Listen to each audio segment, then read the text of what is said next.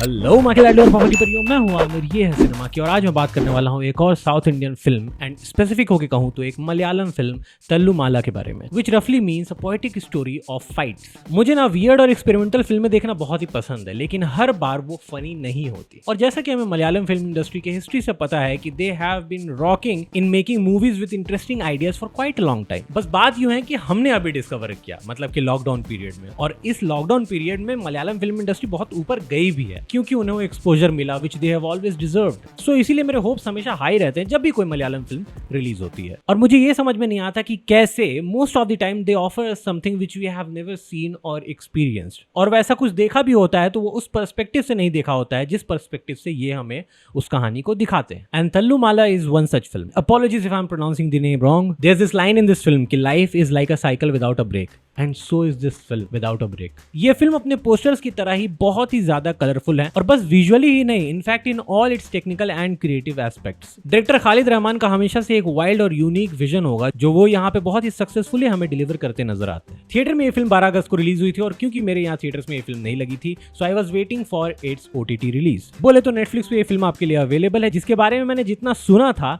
आज वो देख भी लिया, और कुछ गलत नहीं सुना था। The film reminded me of the works by foreign directors like Edgar Wright and Gaspar Noe और नोई। और मैं ये सोचता था कि जिस तरह की पर्सपेक्टिव से ये अपनी फिल्मों को दिखाते हैं, उतनी क्रिएटिव हम लोग क्यों नहीं हो पाते। हम लोग ऐसी फिल्में कब देखेंगे अपने देश में। और मैं प्राउडली ये कह सकता हूँ कि मेरा इंतजार एटलीस्ट खत्म हो गया। ऐसी और भी क्रिएटिव फिल्में हैं जो देखी हैं, बट इसका एक्सपीरियंस जो मेरे लिए था ये काफी नया और फ्रेश था। I enjoyed every moment of the film. It is full of good energy and vibe. Story इस फिल्म की बहुत ही सिंपल है, लेकिन ये बहुत ही जल्दी सेकेंडरी हो जाता है because of its non linear narrative, जहां पे हमें अलग अलग किस्से दिखाई देते हैं अलग अलग पर्सपेक्टिव से in the form of chapters. और सेंटर ऑफ द प्लॉट मतलब कि थीम जो रहता है वो हमेशा फाइट रहता है। And by the end of it all makes sense, and yet some things doesn't make sense and it's all right. कैसे हम लड़ाई से सिर्फ दुश्मन ही नहीं, दोस्त भी बना सकते हैं, गर्लफ्रेंड भी बना सकते हैं, और एक लड़ाई दूसरी लड़ाई को अंजाम देती है, फिर तीसरी, फिर चौथी, और फिर पता चलता है कि लड़ाई क्यों हो रहा है वो पता ही नहीं चलता। टोविनो थॉमस एज वजीम हमेशा किसी न किसी वजह से लड़ाई के चक्कर में फंस जाते हैं बाबू भैया। मतलब कि लड़ाई उनकी जिंदगी में इस तरह से है कि मतलब वो प्रॉब्लम नहीं भी ढूंढ रहे होते तो प्रॉब्लम उनको ढूंढ के लड़ाई में बदल जाती है। लेकिन उनके पास हमेशा एक रीजन होता है, हाँ भले वो नॉनसेंसिकल हो, बट उससे मोस्ट ऑफ द टाइम्स उनके लिए अच्छा ही होता हमें नजर आता है। By the way, most of the time the reason of these fights are his friends. यही है जो हमें 2 घंटे 26 मिनट यानी कि ऑलमोस्ट 2.5 घंटे दिखता है। एंड दिक्कत यह है कि मैं जिस तरह से बोल रहा हूँ इसका मतलब ये नहीं कि इसमें और कुछ नहीं है, बहुत कुछ है। फिल्म की सिनेमेटोग्राफी और म्यूजिक में जितना एनर्जी है वो इस फिल्म के एक्सपीरियंस को एक अलग ही लेवल पर लेके जाती है, जो कभी कभी ओवरडन भी लग सकता है along with the non-linear narrative। लेकिन what keeps you hooked is the very creative editing which includes almost all the trending After Effects VFX shots। The vibrant color grading and smart comedy are a huge plus। and क्योंकि यहाँ पे बंदी हमारी influencer है और बंदा भी बन जाता है, so the editing style goes with the theme of the film. बस कीप इन माइंड कि ये फिल्म इन्फ्लुएंसर्स के बारे में नहीं है, वो कैसे सोशल मीडिया स्टार बनते हैं उसके बारे में नहीं है। सब कुछ मिक्स्ड है इसमें, लव, रोमांस, झगड़ा, इन्फ्लुएंसर, फैमिली ड्रामा भी है। इनफैक्ट मुझे जो फादर सन मतलब कि वसीम और उसके फादर के बीच में जो केमिस्ट्री है जो थोड़ी थोड़ी करके हमें दिखती है,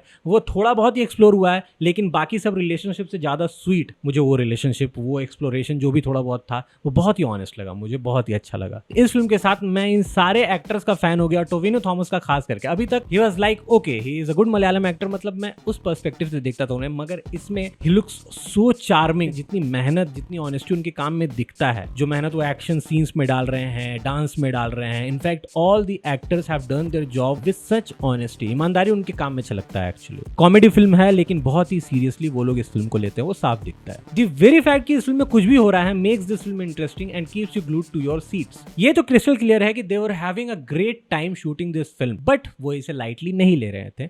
फर्क है दोनों में। I finally got to see that theatre fight everyone has been talking about. And हो सकता है कि मैं थोड़ा एग्जैजरेट कर रहा हूं, लेकिन मैं ये कहना चाहूंगा कि it was such a well choreographed fighting scene. मतलब उसको देखकर मुझे किंग्समैन वाली फाइटिंग सीन का याद आ रहा था। इनफैक्ट मुझे इरिवर्सिबल, जो कि गैस्पर नोई की फिल्म है, वहां पे वो फायर एक्सटिंग्विशर से जो मारता है वो वाला सीन भी याद आया, क्योंकि वैसे ही सिमिलर सीन यहाँ पे दिखता है। बट द थिंग इज कि फाइट की choreography, the way it is shot, the way it is directed, and the music there with all the special effects and the chaos they have created, it felt so real, मतलब कि choreographed होते हुए भी वो ऐसा नहीं लग रहा था कि यार बकचोदी हो रही है, नहीं, it felt like a real fight scene. Though it was very clean but फिर भी वो मेसी था, but that is what the beauty of it was. उस वक्त मुझे देखते देखते एक ही चीज दिमाग में आ रहा था कि this scene is awesome and this is a cinematic marvel. And हो सकता है उस टाइम में इतना एक्साइटेड था उस सीन को देखकर जिसके चलते वो थॉट आता होगा, बट मुझे ऐसा लगता है कि it was a very great scene. In fact all the fight scenes were awesome. और मैं इन डायरेक्टर्स का नाम ले रहा हूँ, सीन्स का नाम ले रहा हूँ, तो मैं ये कहना चाहूंगा कि ना हम देखकर सीखते हैं और सीखकर अपना कुछ ओरिजिनल बनाते हैं, जो यहाँ पे खालिद रहमान बहुत ही अच्छे से बनाते हुए हमें नजर आते हैं। The part that I felt was most creative was the smoking causes cancer वाला सीन। मैं उसको एक्सप्लेन करके स्पॉइल नहीं करूंगा, मैं कोई भी चीज एक्सप्लेन नहीं कर रहा हूँ, बता नहीं रहा हूँ कैसे हुआ कैसे नहीं। आई am just saying the scenes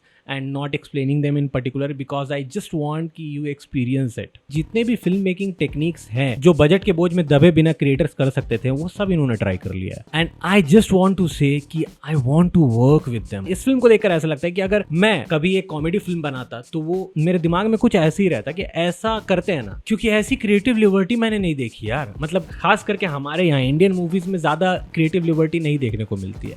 जैसे कि अभी ये मार्वल वाले बहुत एक्सपेरिमेंट कर रहे हैं, इतना एक्सपेरिमेंट कर रहे हैं अपने छोटे छोटे सीरीज के साथ ना कि अब वो नॉनसेंस लगने लगा है। बट वो इसलिए क्योंकि हमारे लिए सैचुरेशन पॉइंट रीच हो गया वो सब देख के। बट इंडिया में जिस तरह से लोग एक्सपेरिमेंट कर रहे हैं जो कि कम है, तो वो देखने में अभी मजा आ रहा है। अभी सैचुरेशन पॉइंट रीच होने में बहुत टाइम है। So I am enjoying that moment while it lasts. I am just so glad and happy that this film exists. A very creative way of storytelling. I am just amazed कि ऐसे भी simple कहानियाँ बोली जा सकती हैं, simple scenes को interesting बनाया जा सकता है। It has very interesting song insertions by the way, जो कि हमारी कमर्शियल फिल्मों में होता है कि कहीं से भी आ जा रहा है, बट वो जिस तरीके से आ रहा है वो देखने लायक रह रहा है। और melody is my favourite song from this film. यहाँ पे जो हम एक्सपीरियंस करते हैं, जो हमें दिखाई देता है ना, it's share love for film making and respecting it as an art form. हो सकता है आपको ऐसा लगे कि ये थोड़ा बढ़ा चढ़ा के बोल रहा है, इसका मतलब ये नहीं है कि this is the best film which I watched. I am just happy that it's coming from our home, our country, and we are doing it and doing it right. I just want to say one thing कि if you want to have a great time and have a smile always pasted stuck